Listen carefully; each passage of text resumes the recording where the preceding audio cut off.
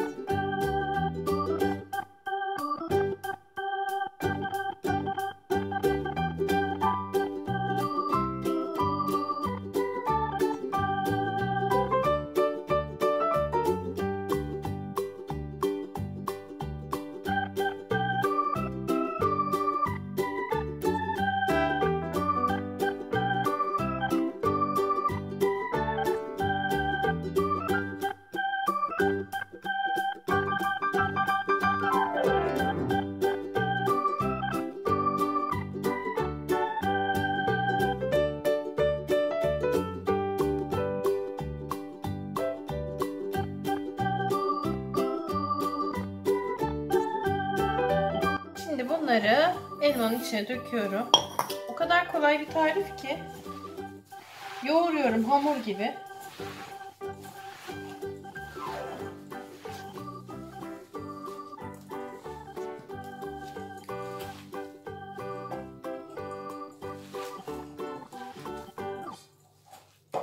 Sulu gelirse biraz daha bisküvi eklersiniz. Kuru gelirse biraz daha elma rendelersiniz.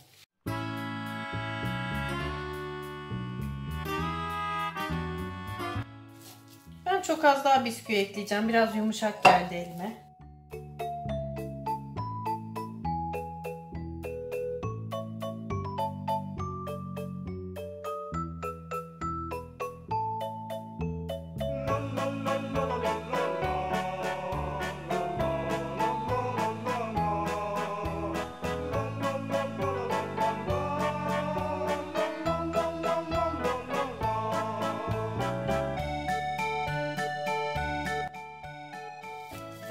Evet, kıvamı tam oldu şimdi. Bu şekilde. Şimdi bunları küçük toplar halinde servis tabağına dizeceğim.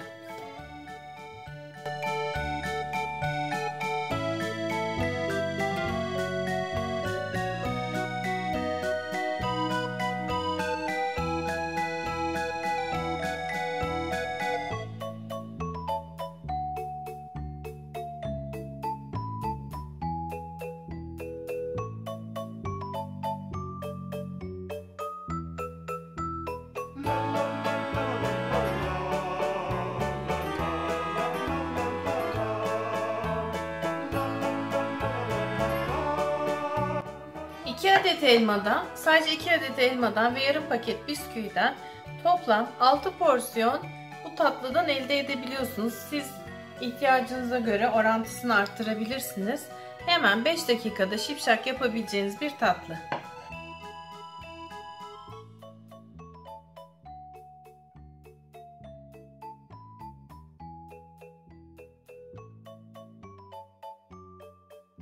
Dahan, elmalı tatlının tadına bak bakalım.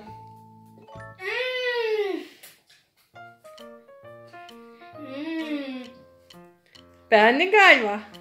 Harika.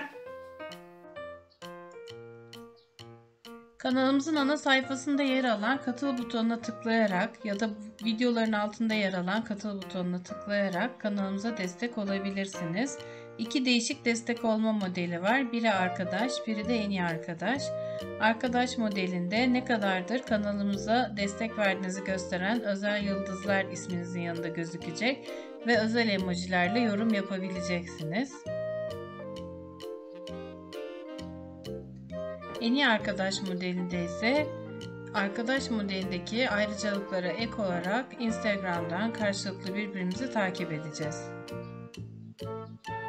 Eğer ücretli olarak destek olmak istemiyorsanız bile kanalımıza abone olarak kanalımızın gelişmesine yardımcı olabilirsiniz. Her şey için teşekkürler.